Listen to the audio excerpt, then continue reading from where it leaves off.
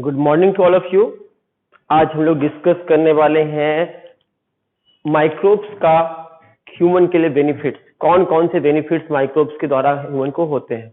हमने कहा था कि माइक्रोब्स से बहुत सारे बेनिफिट्स होते हैं ह्यूमन को। जैसे कि माइक्रोब्स हमारे लिए क्या बना कर देते हैं, फूड इंडस्ट्रीज में बहुत हेल्प करते हैं, दूध से दही बना कर देते हैं, हमारे लिए ब्रेड्स बना कर देते हैं, जितना भी बेकरी का सामान है वो बना कर देते हैं, जितना बेवरेज का सामान है, ड्रिंक वगैरह है, अल्कोहल वगैरह है, वो सब भी बना कर देते हैं हमारे लिए। तो माइक्रो ऑर्गेनिज्म हमारे लिए बहुत बेनिफिशियल है।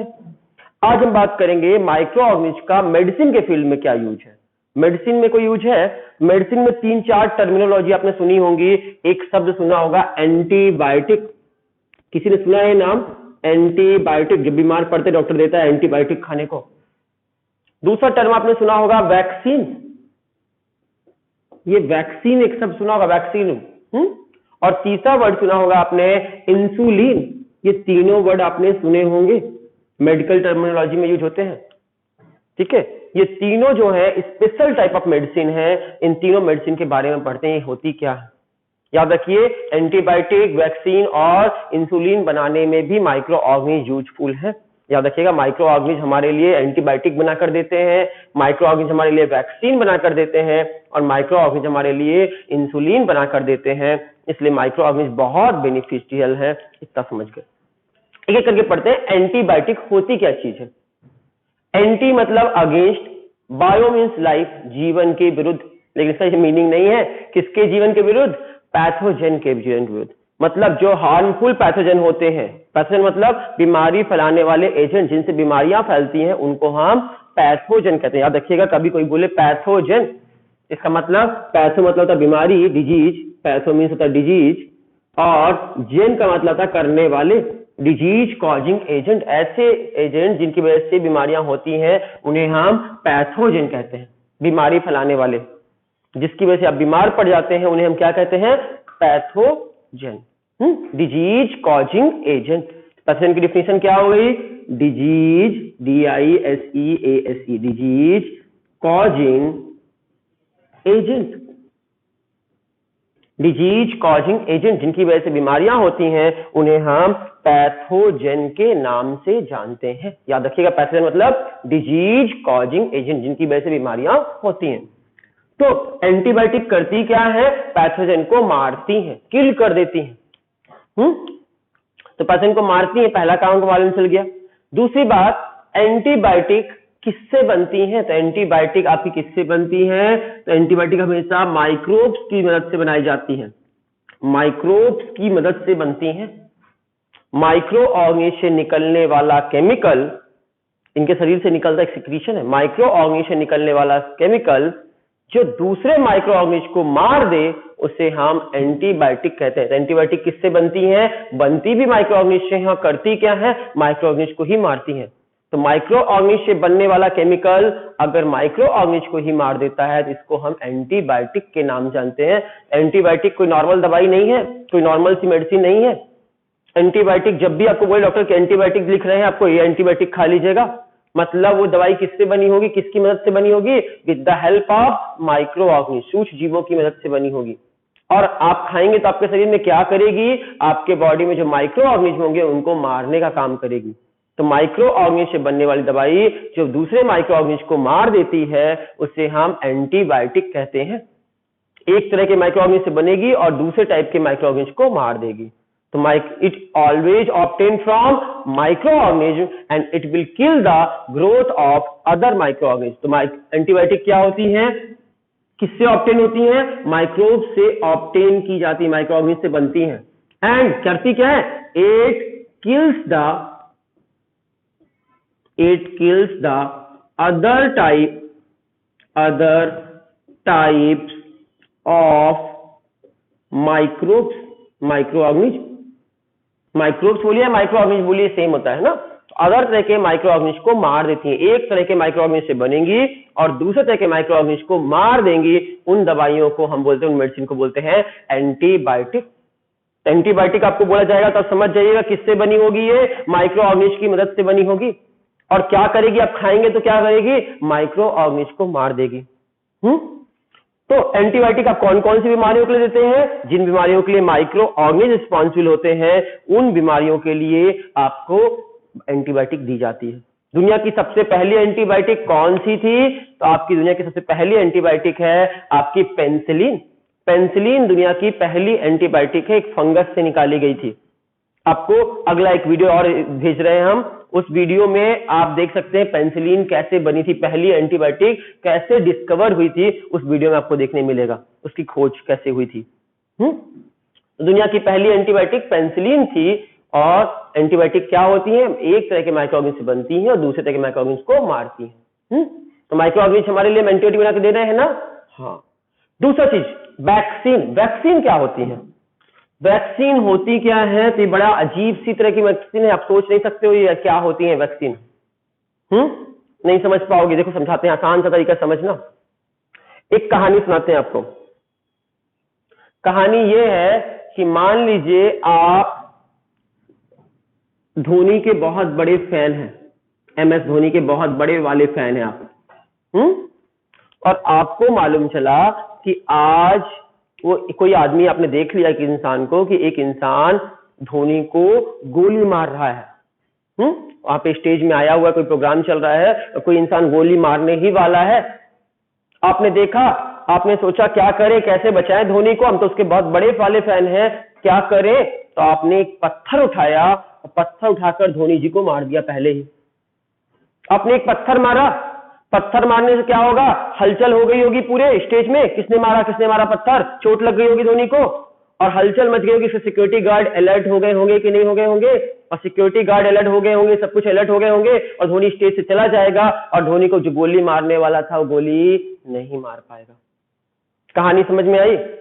आपने क्या किया? धोनी को उल्टा पत्थर मारा। आप उसके इतने बड़े वाले फैन हैं और आपने उसको पत्थर मारा। दुनिया को क्या लगेगा कि आप धोनी को पसंद नहीं करते, आपने उसको हर्ट किया, चोट लग गई। लेकिन सच क्या है? आप उसके बहुत बड़े वाले फैन थे, आपने अपना नुकसान करके उसका फायदा कराया। ये सेम कहानी हम रिपीट करते हैं वैक्सीन के केस में।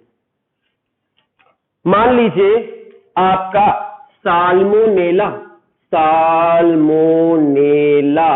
टाइफी नाम का एक बैक्टीरिया है। ठीक है, साल्मोनेला टाइफी नाम का एक बैक्टीरिया है, और ये बैक्टीरिया जिसके शरीर में घुस जाता है उसको कौन सी बीमारी हो जाती है? तो साल्मोनेला टाइफी शरीर के बैक्टीरिया में घुसने, शरीर में घुसने से टाइफाइड नाम की बीमारी हो जाती है। टाइफाइड नाम की बीमारी हो जाती है। टाइफाइड बीमारी का नाम सुने हैं ना? टाइफाइड बीमारी किस वजह से होती है?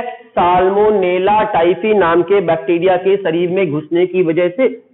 ये साल्मोनेला टाइफी नाम का बैक्टीरिया अगर आपके शरीर में घुस जाएगा तो आपको कौन सी बीमारी हो जाएगी? टाइफाइड नाम की डिजीज हो जाएगी।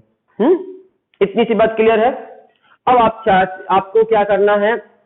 आपसे बोला गया टाइफाइड का वैक्सीन लगवा लो। आपके पेरेंट्स ने कहा गांव में पूरे मोहल्लों में टाइफाइड फैल रहा है, तो आप जाकर टाइफाइड का वैक्सीन लगा लो। तो वैक्सीन लगवाने गए कि आपको बीमारी ना हो। वैक्सीन कब लगाई जाती है? पहली चीज जान लीजिए, वैक्सीन कब लगाई जाती है? बीमार होने के बाद या बीमार होने से पहले? एक स्वस्थ इंसान को लगाई जाती है, एक बीमार इंसान को। वैक्सीन किसको लगाई जाती है? अभी कोरोना की वैक्सीन मान लो बनेगी तो किसको लगाई जाएगी? जिसको कोरोना हो जाएगा उसको, या जिसको नहीं हुआ होगा उसको? याद रखना, वैक्सीन जो होती है, वैक्सीन बीमार होने से पहले लगाई जाती है कि जब prevention of disease, prevention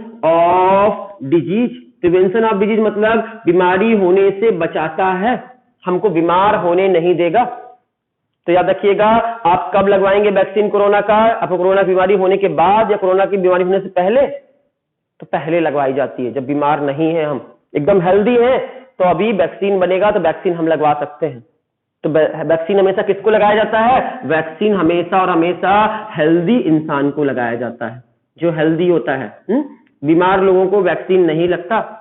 vaccine हमेशा और हमेशा हेल्दी लोगों को लगाया जाता है। क्यों लगाएंगे हेल्दी लोग को? जिससे वो बीमार ना पड़े, बीमार होने से रोकने के लिए लगाते हैं। It is a prevention of disease. तो याद रखिएगा, वैक्सीन हेल्दी लोगों को लगाया जाता है, ये प्रिवेंशन ऑफ डिजीज है। अब बात समझिएगा, अगर आपके शरीर में साल्मोनेला टाइफी नाम का बैक्टीरिया घुस जाएगा तो आपको कौन सी बीमारी हो जाएगी? टाइफाइड। आप डॉक्टर के पास जाएंगे और डॉक्टर को बोलेंगे कि डॉक्टर साहब हमारे मोहल्ले में सबको टाइफाइड हो रहा है, हमको भी ना हो जाए, हमको डर लग रहा है कि हमको भी ना हो जाए, एक काम करिए ना, हमको इसका वैक्सीन लगा दीजिए जिससे हमको ना हो। तो बोले ठीक है, डॉक्टर बोला ठीक है। डॉक्टर क्या करेगा? वैक्सीन के नाम पर क्या आपके शरीर में कोई दवाई डालेगा, कोई केमिकल डालेगा? नहीं। वैक्सीन में पता क्या डालने वाला है आपके शरीर में? एक इंजेक्शन लेगा और इस इंजेक्शन में वो कुछ और नहीं भरेगा। क्या भरकर देगा पता है आपको? सुन के भी आश्चर्य लगेगा। यही बैक्टीरिया जिसकी वजह से बीमारी होती है, साल्मोनेला टाइफी नाम का बैक्टीरिया जिसकी वजह से बीमारी होती है, उसी को इंजेक्शन में भर देगा। इसके घुसने से बीमारी होती थी, उसी को इंजेक्शन में भरकर आपको लगा देगा। कहोगे तो पागल है डॉक्टर, हम बचने आए थे साल्मोनेला टाइफी से, उल्टा इसने घुसा दिया मेरे शरीर में साल्मोनेला टाइफी। समझ में नहीं आया होगा, फिर से समझना। पहली बात, वैक्सीन हेल्दी इंसान को लगाई जाती जो बीमार ना हो। वैक्सीन में किसी तरह का मेडिसिन या किसी तरह का केमिकल या कोई ड्रग्स नहीं दिया जाता। वैक्सीन में क्या लगाया जाता है? उसी बीमारी को फैलाने वाला एजेंट को डाला जाता है। कोरोना वायरस का वैक्सीन लगवाने जाएंगे तो कोरोना वायरस को ही शरीर में डालेंगे। कहेंगे पागल है क्या, कोरोना वायरस से हम बचना है और कोरोना वायरस को ही डलवा रहे हैं शरीर में? नहीं, ये देखना कहेंगे क्या। वैक्सीन कैसे बनाई जाती है? तो वैक्सीन में ध्यान समझना कहानी को।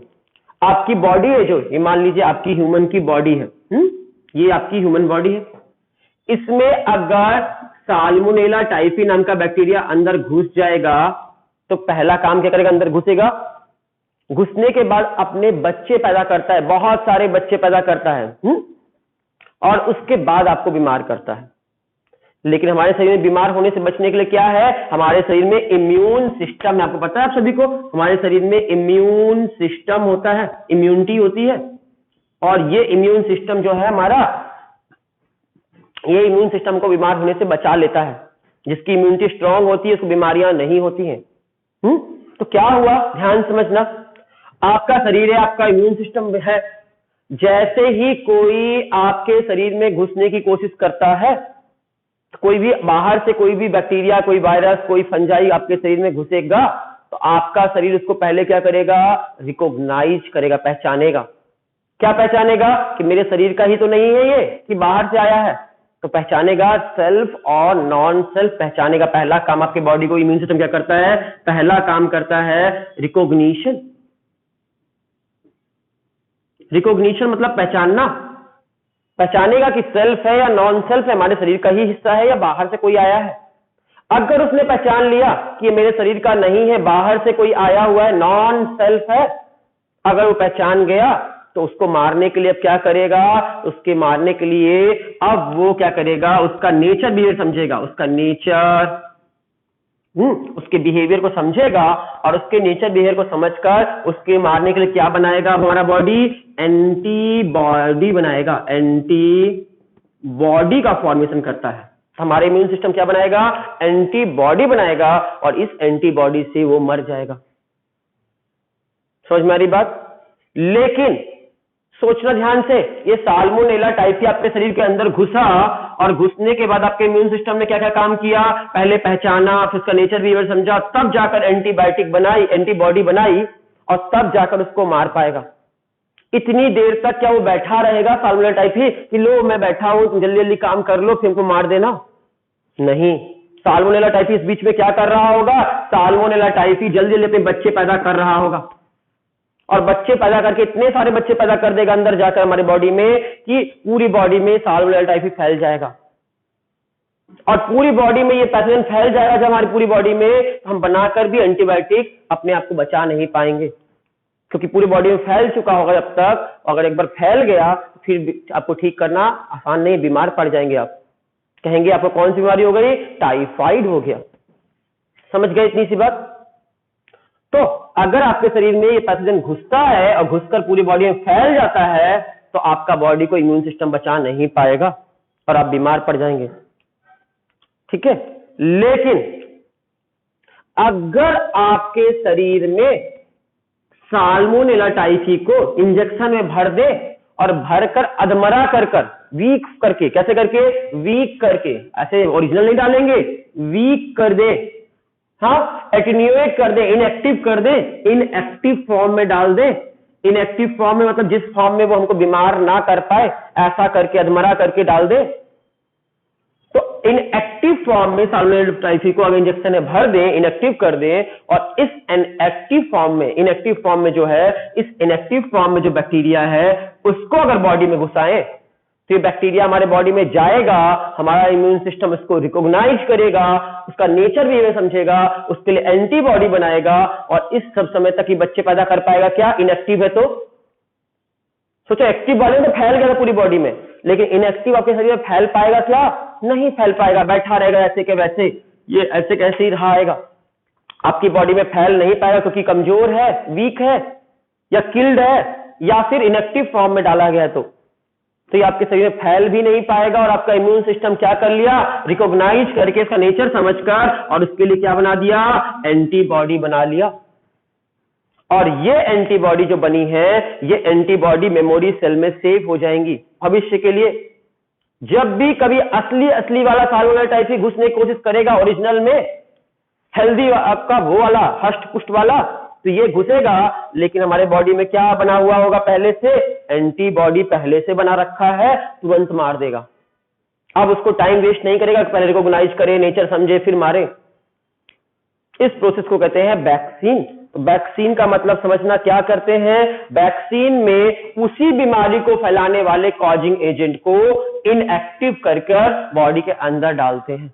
अगर हमको कोरोना वायरस का वैक्सीन बनाना है, तो कोरोना वायरस को ही इनएक्टिव करके, उसको किल्ड करके या इनएक्टिव करके, इस तरह करके जिससे हमारे शरीर में जाकर बीमारी ना फैला पाए, उस फॉर्म में कर अगर बॉडी में इंजेक्शन लगा दे, तो उसे हम कहेंगे कोरोना का वैक्सीन है। और वैक्सीन हमेशा किसको दिया जाता है? वैक्सीन हमेशा और हमेशा हेल्दी इंसान को दिया जाता है। कभी भी बीमार इंसान को, बूढ़े इंसानों को, प्रेग्नेंट लेडी को वैक्सीन नहीं लगाया जाता। बूढ़े लोगों को, प्रेग्नेंट लेडीज को और बीमार लोगों को वैक्सीन नहीं लगाया जाता। वैक्सीन हमेशा हेल्दी यंग लोगों को लगाया जाता है। जितने भी वैक्सीन आपने लगाए हो, चाहे पोलियो के वैक्सीन पिए हो या और कोई वैक्सीन लगवाए होंगे, जब आप हेल्दी रहे होंगे तभी लगवाए होंगे। बीमार हालत में कभी वैक्सीन मत लगवाना। वैक्सीन में क्या डाला जाएगा? कोई बॉडी में कोई केमिकल नहीं डाला जाएगा। क्या डाला जाएगा? उसी बीमारी को फैलाने वाला एजेंट। किस फॉर्म में? इनएक्टिव फॉर्म में। इनएक्टिव फॉर्म में डालने से क्या होगा? हमारा इम्यून सिस्टम उसको रिकॉग्नाइज कर लेगा, उसका नेचर भी हमें समझ लेगा और एंटीबॉडी बनाकर रख लेगा। जब भी असली वाला घुसेगा, बीमारी फैलाने वाला घुसेगा हमारे बॉडी के अंदर, वो एजेंट, तो हमारे बॉडी में पहले से एंटीबॉडी बनी हुई होगी, और पहले से बनी हुई होगी, जैसे हमारे बॉडी में घुसेगा तुरंत हमारा बॉडी उसको मार देगा और हम बच जाएंगे बीमार होने से। इसलिए जिस बीमारी का आप वैक्सीन ले लेते हैं, वो बीमारी आपको नहीं होती है। और इस तरह बचपन में आपने स्मॉल पॉक्स का वैक्सीन लिया होगा, चिकन पॉक्स का लिया होगा, हेपेटाइटिस का लिया होगा, ऐसे बहुत तरह के वैक्सीन बचपन में आपको लगे होंगे। तो वैक्सीन, बहुत तरह के वैक्सीन आजकल मार्केट में अवेलेबल है। आपको पता है, हम लोग बहुत लकी हैं कि हम लोगों ने स्मॉल पॉक्स नाम की बीमारी को धरती से हटा दिया। बड़ी माता जिसको कहते थे, बड़ी बड़ी साइज की उसे होती थी, पॉक्स होते थे, पूरी बॉडी में पॉक्स निकल आते थे, फुड़े फुड़े हो जाती थी। बड़ी माता, बड़ी साइज वाली। अभी तो जो होती है वो चिकन पॉक्स है। आप लोगों को जो होती है, जो आप लोग को होती है वो चिकन पॉक्स है। पहले होती थी बड़ी वाली स्मॉल पॉक्स, बड़ी वाली माता, उसमें आंख वाँख के आसपास हुई तो आंख वाँख फूट जाती थी, और उस वाले पॉक्स का दाग जो था जिंदगी भर के लिए रह जाता था, कभी दाग खत्म नहीं होता था, ठीक नहीं होता था, उसे स्मॉल पॉक्स कहते थे। और हम कह सकते हैं कि 17 आपके जो स्मॉल पॉक्स है, अब वो धरती से इरेडिकेटेड कर दिया हमने। क्या कर दिया? इरेडिकेटेड। स्मॉल पॉक्स को हमने, स्मॉल पॉक्स नाम की बीमारी को सक्सेसफुली हमने क्या कर दिया? इरेडिकेटेड कर दिया। इरेडिकेट मतलब धरती से पूरी तरह हटा दिया। आज की डेट में किसी भी इंसान को स्मॉल पॉक्स नहीं है पूरी धरती में। हम बोल सकते हैं इरेडिकेटेड फ्रॉम द वर्ल्ड। इस बीमारी को हमने जीत लिया पूरे संसार से, फ्रॉम द वर्ल्ड। पूरे संसार में अब किसी को ये बीमारी नहीं है। स्मॉल पॉक्स, पहले जैसे कोरोना वायरस फैला है ना, वैसे एक समय स्मॉल पॉक्स बीमारी फैली थी, सबको हो रही थी, एक से दूसरे को, दूसरे से तीसरे को, पूरे मोहल्ले को, पूरे गांव को, पूरे वर्ल्ड में फैल गई थी बीमारी। महामारी थी ये कोरोना वायरस की तरह। लेकिन आज की डेट में एक भी इंसान धरती पर ऐसा नहीं है जिसको स्मॉल पॉक्स हो। हमने जीत लिया है। और कैसे जीता है? ये वैक्सीन बनाकर, स्मॉल पॉक्स की वैक्सीन बना ली और स्मॉल पॉक्स की वैक्सीन बनाकर हमने पूरी धरती को जीत लिया। स्मॉल पॉक्स की पहली वैक्सीन किसने बनाई थी? एडवर्ड जेनर ने। साइंटिस्ट का नाम था, स्मॉल पॉक्स की जिन्होंने वैक्सीन बनाई थी उनका नाम था एडवर्ड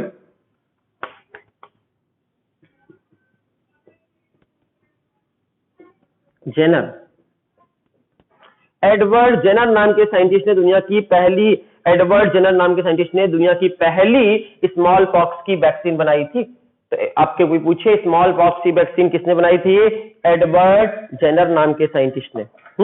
एडवर्ड जेनर नाम के साइंटिस्ट ने कब बनाई थी? 1798 में। 1798 में पहली बार एडवर्ड जेनर नाम के साइंटिस्ट ने स्मॉल पॉक्स नाम की बीमारी की वैक्सीन बनाई थी। और वो वैक्सीन बनाने की वजह से आज की डेट में वैक्सीन आपके वहां पे है ही नहीं। अगली बात करते हैं इंसुलिन की। तो इंसुलिन क्या है? एक तरह का हार्मोन्स है। एक तरह का क्या है? ये हार्मोन्स है। और ये हार्मोन्स का यूज किस लिए करते हैं हम? जिसको डायबिटीज हो जाती है, शुगर का लेवल जिसके बॉडी में ज्यादा हो जाता है, कहते हैं ना शुगर पेशेंट है, डायबिटीज पेशेंट है, तो उसके शरीर में ये हार्मोन्स की कमी की वजह से डायबिटीज होती है। कोई बोले डायबिटीज क्यों होती है? इंसुलिन नाम के हार्मोन्स की कमी की वजह से। और इसलिए आज की डेट में हम बैक्टीरिया की मदद से, जेनेटिक इंजीनियरिंग की मदद से बहुत सारा इंसुलिन बना सकते हैं। बाजार में इंसुलिन बिकता है, ये हार्मोन्स, इसको जस्ट लेते हैं लोग, इंजेक्शन लेते हैं और खाना खाने के आधा घंटे पहले अपने पेट पे लगा लेते हैं इंजेक्शन, अपने हाथ से। वो भी खाना खाने के आधा घंटे पहले अपने पेट पे लगा लेते हैं इंजेक्शन, और ये हार्मोन्स बॉडी में चला जाता है और इसकी वजह से उनको डायबिटीज नहीं होती। तो डायबिटीज का सबसे अच्छा इलाज क्या है? इंसुलिन के इंजेक्शन। इंसुलिन क्या है? एक हार्मोन। यही हार्मोन्स कम होने की वजह से लोगों को डायबिटीज होती है। तो हमने समझा एंटीबायोटिक, वैक्सीन और इंसुलिन ये तीनों मेडिसिन है, लेकिन स्पेशल टाइप की मेडिसिन है। इन मेडिसिन के बारे में पढ़ा, नॉर्मल मेडिसिन से अलग है ये। एंटीबायोटिक माइक्रोब से बनेगी, माइक्रोब्स को मारेगी। जो बीमारियों माइक्रोब्स के द्वारा होती है उन्हीं बीमारियों में एंटीबायोटिक दे सकते हैं। कैंसर में, डायबिटीज में एंटीबायोटिक नहीं काम करेगी। वैक्सीन बीमार होने से पहले दिया जाता है, प्रिवेंशन ऑफ डिजीज के लिए, कि बीमारी ना हो। और इसमें कोई दवाई नहीं होती, इसमें उसी बीमारी को फैलाने वाला पैथोजन डालते हैं। और इंसुलिन एक हार्मोन्स है जिससे हम जेनेटिक इंजीनियरिंग की मदद से बैक्टीरिया से बनवा रहे हैं, आज की डेट में पैदा करवा रहे हैं, और इसका यूज हम कर रहे हैं। आपको नेक्स्ट वीडियो एक तो मिलेगा, इसमें हम आपका पहली एंटीबायोटिक कैसे बनाई थी, अलेक्जेंडर फ्लेमिंग ने दुनिया की पहली एंटीबायोटिक जो बनाई थी वो कैसे बनाई थी, उसका वीडियो भी आपको अभी मिलेगा। ये दोनों आप देख लीजिएगा, आपके माइक्रो ऑर्गेनिज्म से कैसे बेनिफिट होते हैं। तो माइक्रो ऑर्गेनिज्म हमारे लिए बहुत अच्छे हैं, बेनिफिशियल हैं, और ये हमने अभी तक जाना मेडिसिन फील्ड में और आपका फूड फील्ड में, दो फील्ड में। Thank you.